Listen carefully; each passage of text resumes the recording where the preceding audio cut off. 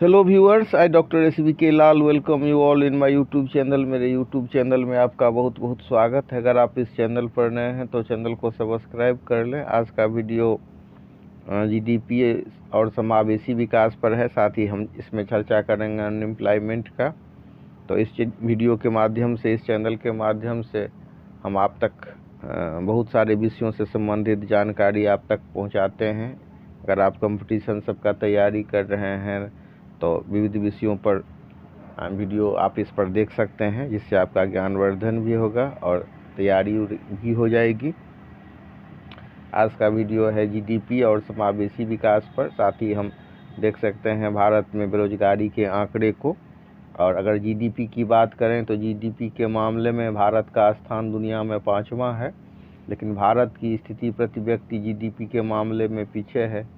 Ranking में छलांग हेतु अंत्योदय और समावेशी विकास की आवश्यकता है। अंत्योदय का अर्थ ही होता है कि जो सबसे जो निचला आदमी है उसका उदय हो, सबसे जो पीछे है कोई पंक्ति में जो सबसे पीछे खड़ा हुआ है उसका भी उदय होता है। और समाज के जो सबसे पिछड़े वर्ग हैं, सबसे जो पीछे हैं, उनका जब उदय की बात होती है तो उसी को हम अंत्योदय कहते हैं। और आधुनिक भाषा में अगर हम इकोनॉमिक्स की बात करें तो समावेशी विकास का मतलब टर्मिनोलॉजी यूज होता है।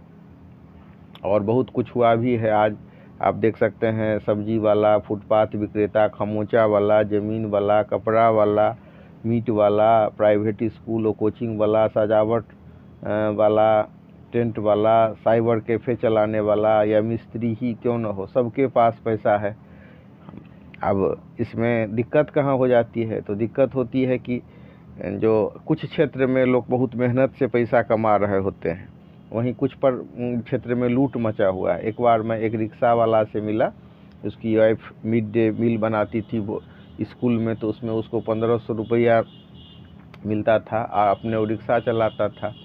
तो उसने कहा कि कोई दिक्कत नहीं है भोजन में। वो मतलब सूद पर पैसा लेकर के मकान बनाया और सब सधा भी दिया था। उसके 3-4 बच्चे मतलब हैं। तो क्या हुआ कि बच्चा बीमार पड़ा, उसको जब बुखार लगा और उसको इलाज कराने में 2 लाख रुपया लग गया। और जब 2 लाख रुपया दे करके भी उसका बच्चा नहीं बचाया जा सका। तो इस तरह से जो मतलब सीमित आय के लोग हैं और जो काम कर रहे हैं, तो उनके साथ भी दिक्कत नहीं है, बशर्ते कि उनके कमाई को कोई लूट न ले। तो ये भी इस स्थिति जो ऐसी विसंगति आती है तो तब दिक्कत होती है।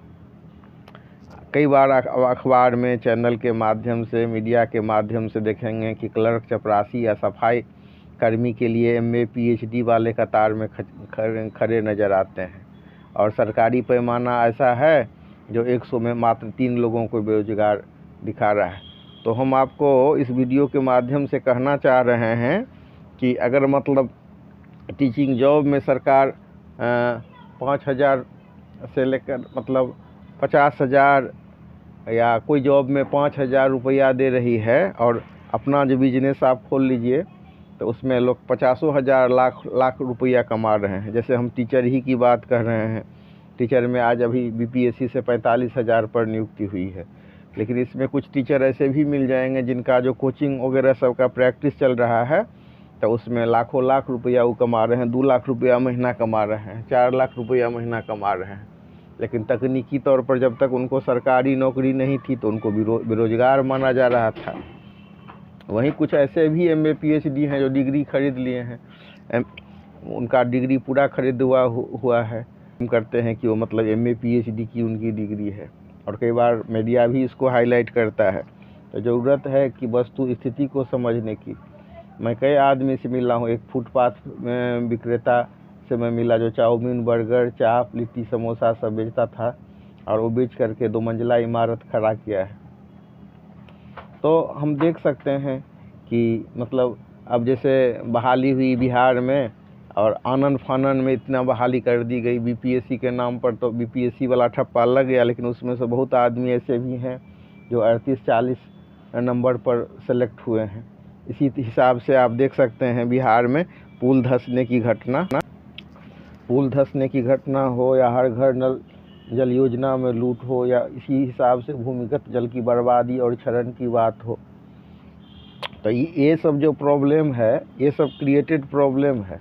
नहीं तो अगर हम बेरोजगारी की बात करें तो बहुत सारे आदमी हैं जो नौकरी में नहीं है लेकिन नौकरी से बहुत अधिक कमा रहे होते हैं। अब देख लीजिए कि अगर मतलब हम शराबबंदी की बात करें, शराबबंदी से सरकार को कितना नुकसान है। पीने वाले के लिए महंगी हो गई शराब, पर फ़ायदा पुलिस, सप्लायर और शराब तस्कर को हुआ। वहीं बेल के लिए जब वकील लोग प्रयास कर रहे हैं तो वकील साहब सबकी कमाई बढ़ गई। जहरीली शराब से लोगों की मृत्यु हो गई। अब ये जो शराब था उससे कितना राजस्व होता था, 6000 करोड़ का। अब इसी से अंदाज़ा ले लीजिए कि कहते हैं कि बिहार गरीब राज्य है और आनन फानन में लाखों लाख कैसे नौकरी दी गई।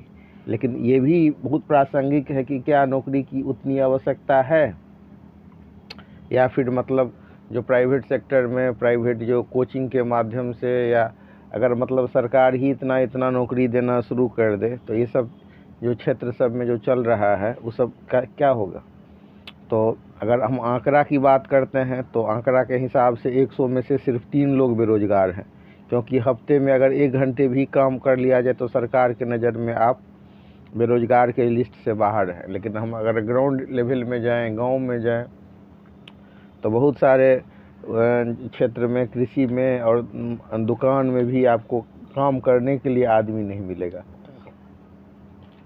अगर हम विकास करें, बात करें विकास की और मतलब जीडीपी की, तो हम देख ही सकते हैं कि भारत की स्थिति कहाँ है। और भारत पर आरोप लगाया जाता है कि हर एक आदमी की स्थिति अच्छी नहीं हुई है। देश तो 5वें रैंक में है लेकिन प्रति व्यक्ति जीडीपी के मामले में भारत पीछे है। लेकिन अब ज़मीनी हकीकत देखिए कि देश में लाखों लाख रुपया ज़मीन कैसे मिल रहा है। कहीं पर 40 लाख रुपये, कहीं 50 लाख रुपये, कहीं 30 लाख रुपये। तो ये सब ज़मीन का रेट कैसे हो गया। सोना का दाम इतना बढ़ गया है तो फिर उसके लिए क्रय क्षमता लोगों के पास कैसे है। या शादी विवाह उपनयन में इतना जो लोग खरीदारी करते हैं और इतना खर्च करते हैं, ये सब कैसे संभव हो पाता है। तो हम देख सकते हैं कि जितना लोग पहले खरीदारी करते थे उससे ज़्यादा लोग खरीदारी करते हैं, उनके क्रय क्षमता में भी सुधार हुआ है। और उपभोक्ता खाद्य मूल्य सूचकांक के अनुसार हर वर्ष जो वास्तविक वर्ष दर वृद्धि 9.24% है। तो इस तरह से हम देख सकते हैं कि और भी कुछ कंट्रोवर्शियल है। जैसे चुनाव में हम देख सकते हैं कि महाराष्ट्र में 1500 रुपये प्रति व्यक्ति खाता में जब हस्तांतरण होता है, या झारखंड में 1000, तो कैसे सरकार बन जाती है, बिगड़ जाती। ये सब पहलू है। लेकिन पूरा अगर हम बात करें कि प्रति व्यक्ति जीडीपी में सुधार नहीं हुआ है तो ये भी आंकड़ा निराधार है और ज़मीनी हकीकत इससे